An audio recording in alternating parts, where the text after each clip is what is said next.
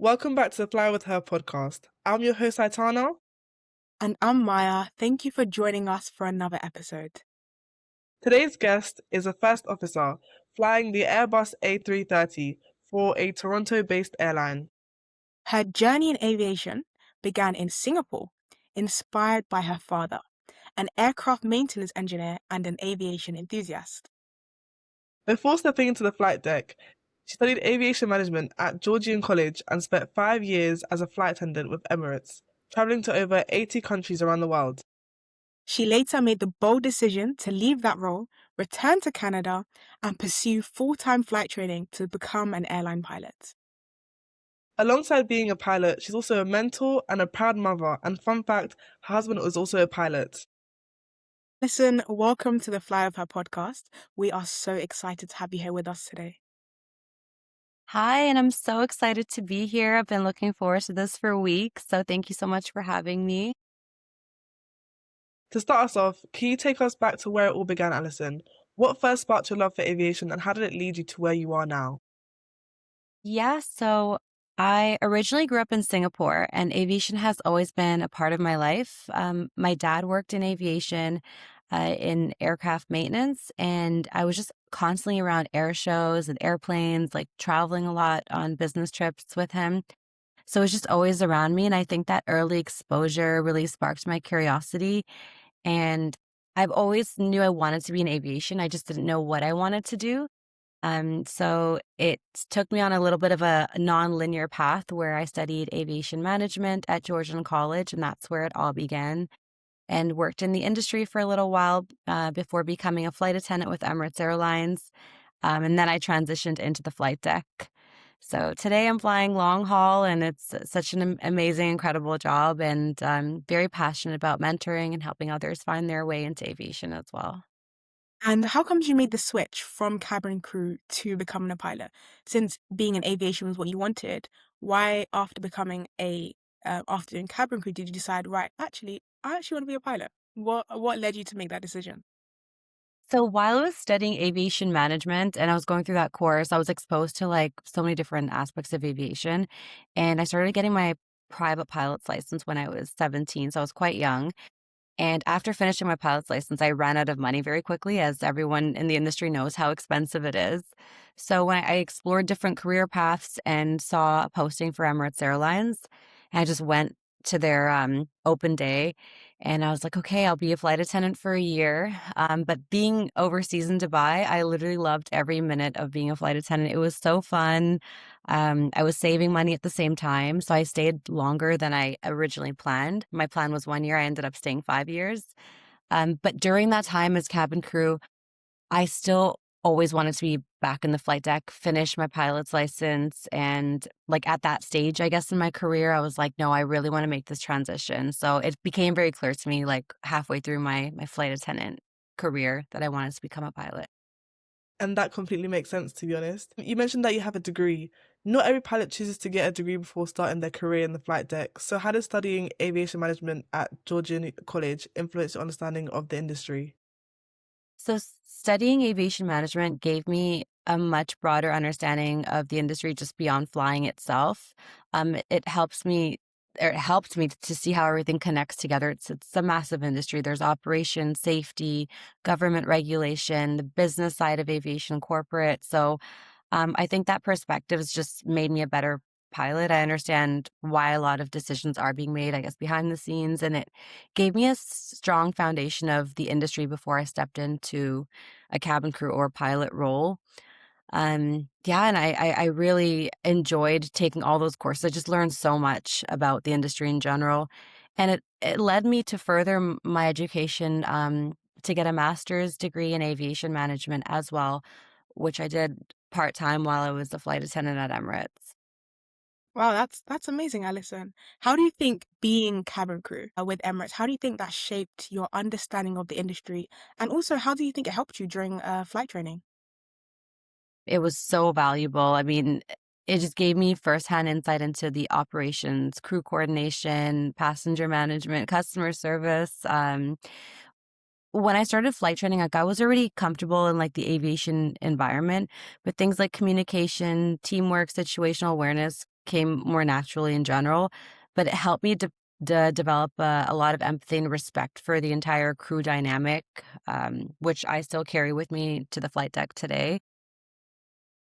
And it helps me see the other side of what we do. Like, I understand now the operations of like the back end or the cabin crew side of things. So when I'm in the flight deck and we're communicating with the cabin crew, I really understand like from their perspective, whereas sometimes I see my colleagues just understand like what happens from a pilot's perspective. So I think it's important to understand like everyone's job to uh, for it to better come together. That absolutely makes sense. Being able to see both sides of the story absolutely helps for the future as well. So, first of all, congratulations on having your son. Some women are worried that becoming a mother will affect their career as a pilot. So, as a mother and a pilot, how do you approach balancing family life with the demands of long haul flying? So it's not the easiest thing in the world. So I can't pretend that it's easy, but it's totally possible. It's totally manageable. Long haul flying does come with an unpredicted schedule sometimes. And I'm fortunate to have a really incredible husband. He's so supportive. He's also a pilot. And we bid for days off, like opposite to each other. So someone can kind of always be home. And once in a while, when we're both away, we have like my parents and his parents as well that are very supportive. So we're really fortunate. But it really all is about teamwork and planning ahead. When I'm home, I try to stay like fully present. And when I'm away, we're still very connected. So there's no perfect balance, but it's something that you continuously adjust to. But yeah, being a mom and a pilot is totally possible with the right support system. It's really incredible that both you and your husband are pilots. That must be so cool for your son to say at school, like, "Oh, both my parents are pilots." That's really cool. Yeah. How I don't think he understands that yet. He's how still how like old is 18, he? but eventually, How old is he? like a year and 6 months. That's me thinking he was like 5, and at school, his No, not yet. parents are pilots. Oh, okay. Well, congratulations. That's really cool. Um, how do you find it that both you and your husband are pilots? Like, how did you meet? Did you meet at flight school or something? Because that's quite crazy for a couple, both. Yeah. We met at an air show, actually. I was volunteering for a women pilot organization called the 99s. And yeah, so I was just volunteering at their booth. I was still in flight school, and my husband at the time just graduated the same flight school. And yeah, he was just at the air show. We just started talking, we hit it off, went for sushi, and yeah, I wanted all his like textbooks. So it's yeah, it turned like it was a friendship at first, and then it turned into like us getting engaged and being married, now being a mom. It's crazy. It's crazy how life the journey of life takes you. Because you're both pilots, do you often do you see each other often, or are you just like one flying, one's at home, one's like you just like do you miss each other a lot? Or do you actually like Yeah. days where okay, we actually see each other this many times a month, for example?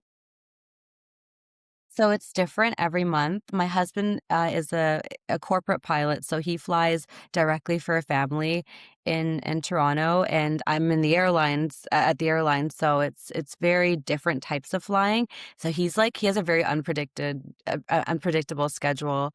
He flies like maybe twice a month, maybe 3 times a month, but like it's on call.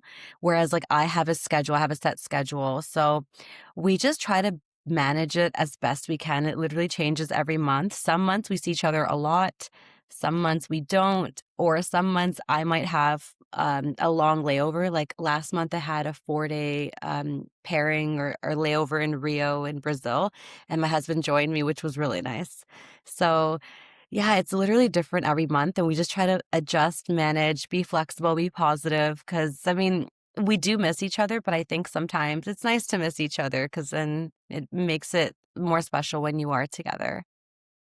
That is actually so cute. Oh my days. And also, would you ever go back to short haul flying to spend more time with your son and your family? Yeah, so we talked about this. My at the flying I do, it's mostly long haul. It's Europe, it's South America, but we do have options where we go to the Caribbean from Toronto, and that's for us. That's short haul flying because we go there and come back the same day.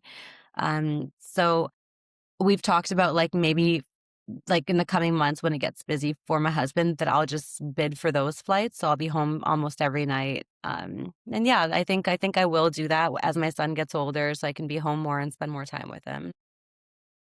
And what advice would you give to pilots who are considering becoming mothers and maybe already married and struggling to see how they could balance motherhood and life in the cockpit or being a pilot? What advice would you give to them on how to manage the two and how they can both coincide and not coexist separately? I think it's totally, totally doable. It's all about teamwork and planning ahead. So I think that if you have a supportive family, husband, spouse, and just try to stay really connected, work together, try to plan ahead if you can.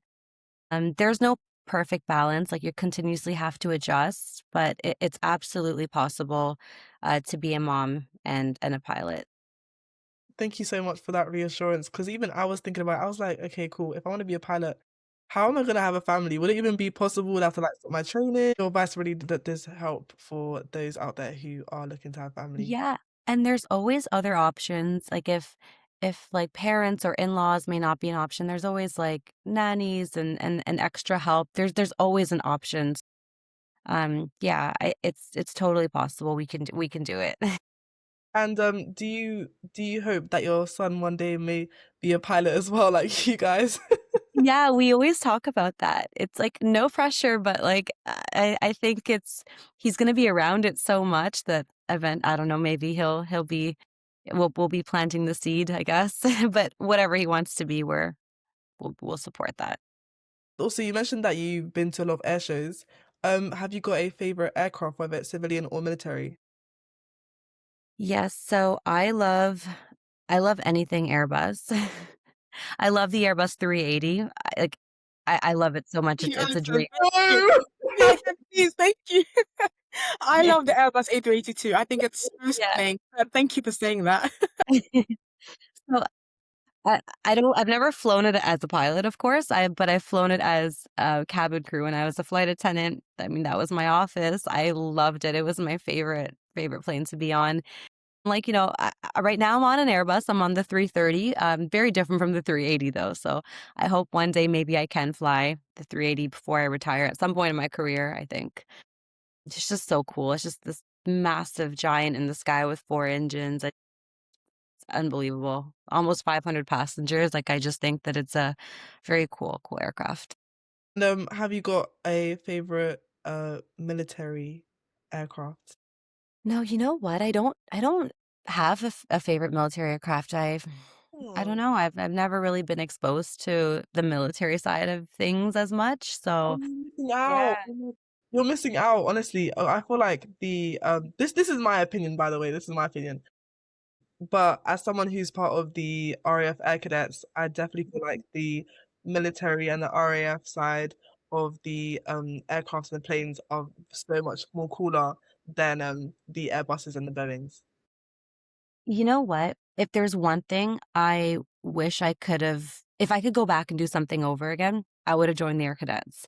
My dad used to tell me to join all throughout my childhood, and I don't know, I never did it. I always hesitated and I never went through with it. And if I could do it again, I would have 100% joined the Air Cadets and maybe even considered the military route, because in Canada, the military route is a very interesting, rewarding one. So, yeah, it's too late for me now, but I think if I could do it again, I would. I absolutely agree. For those of you watching out there, if you have the opportunity to join the Air Cadets, please do join, guys. So, Alison, in addition to being a pilot and a mother, you're also a mentor. What advice do you often find yourself giving to aspiring pilots?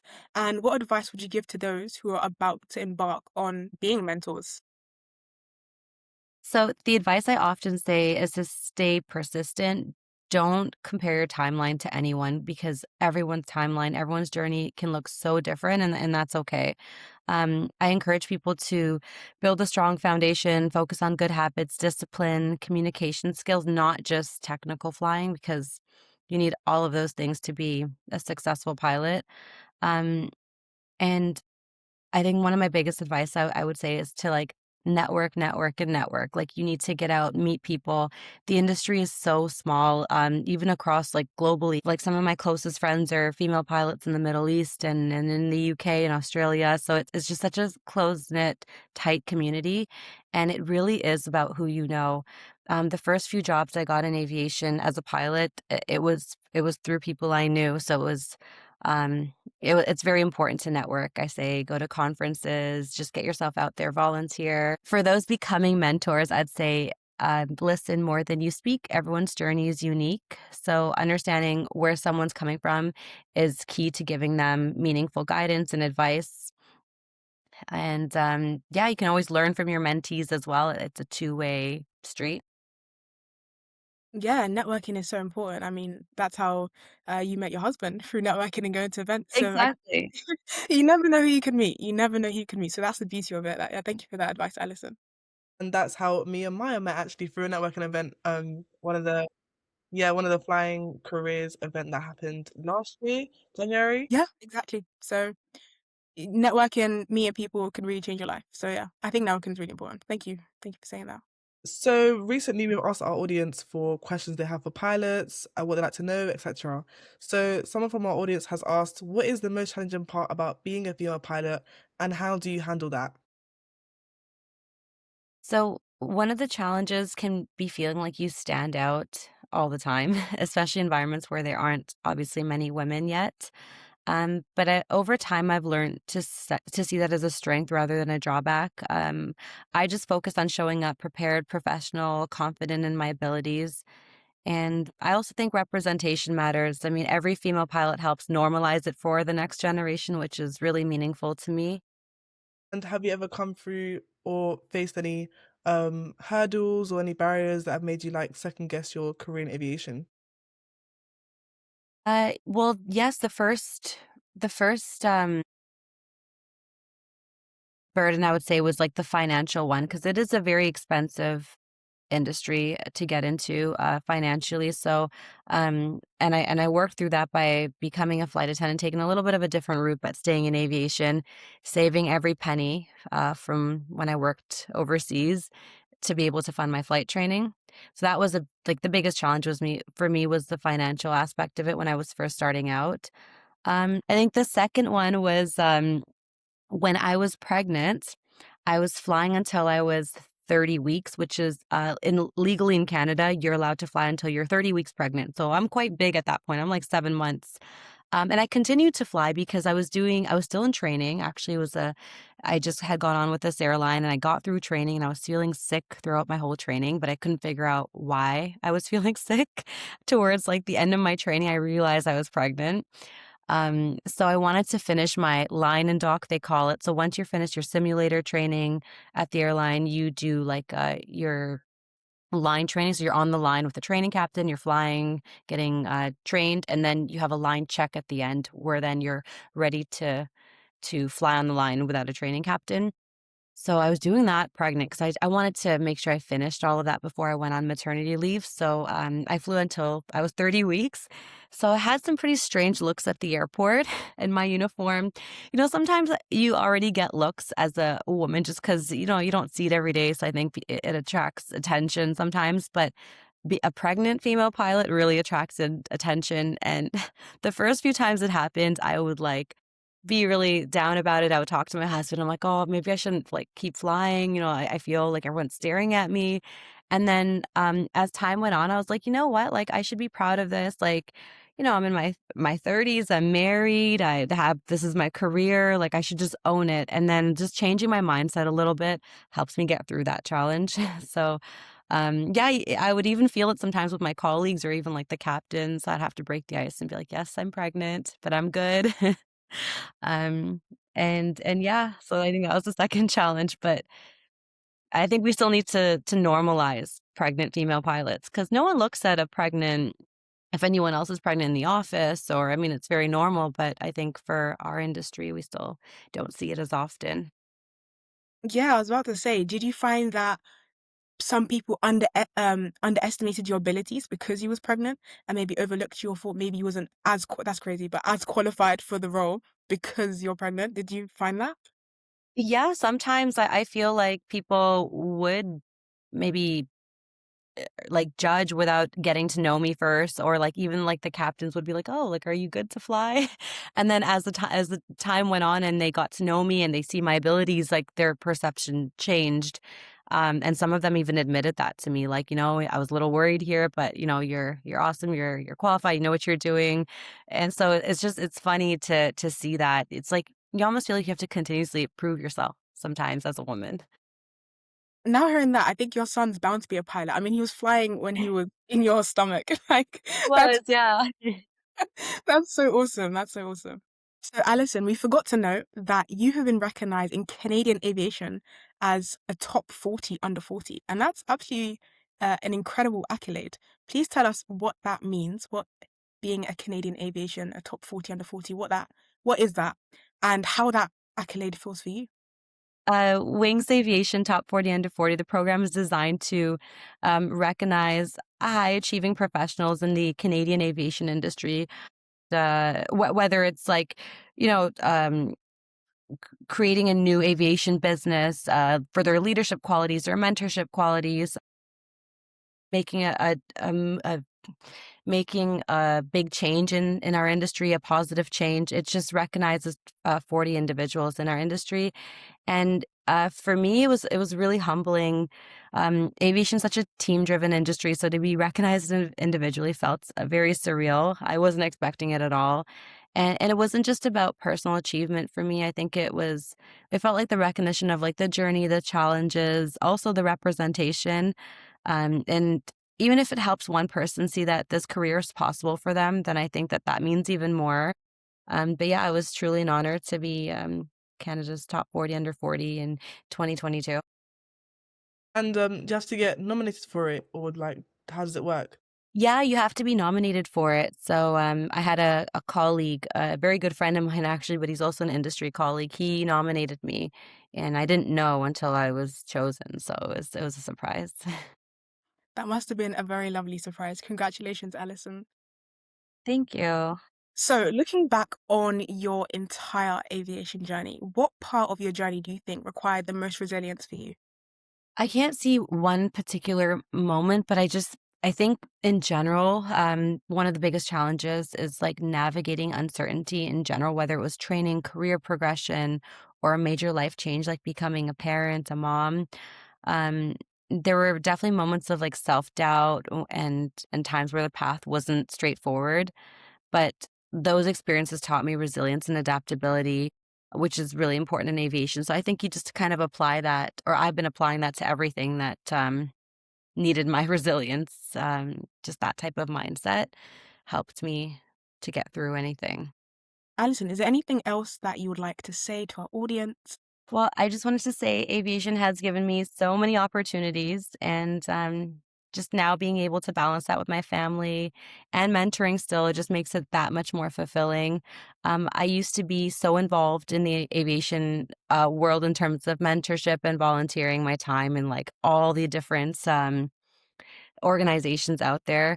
And I've taken a little bit of a step back from that as I've become a mom, and like that's like almost another full-time job, but I still give back as a mentor for a few different organizations, and I think it's so important to me and it just fulfills me. So, yeah, this industry is so rewarding. So I encourage more women to get into it. We need more women, and yeah, you won't regret it.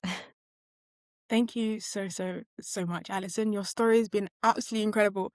How you've been able to navigate motherhood and being a pilot and being recognized in Canadian aviation top 40 under 40, all these different things. And your husband being a pilot too. That's really cool. Yeah, so thank you so much for sharing your story with us today. I think it's definitely given both myself and Aitana reassurance about how we can navigate being a pilot and a mother when the time comes. So thank you for that. Your story is very inspiring. So I really appreciate you sharing your story with us. Yeah, of course. And thank you so much for having me. It's been such an honor to be here and to speak with the both of you as well. Thank you. So that is it for today. Make sure to like, share, and subscribe, and follow us on Instagram and TikTok at the Flyover Podcast. Don't forget to tune in, take off, and fly with her. See you in the next episode. Bye. Bye. Bye.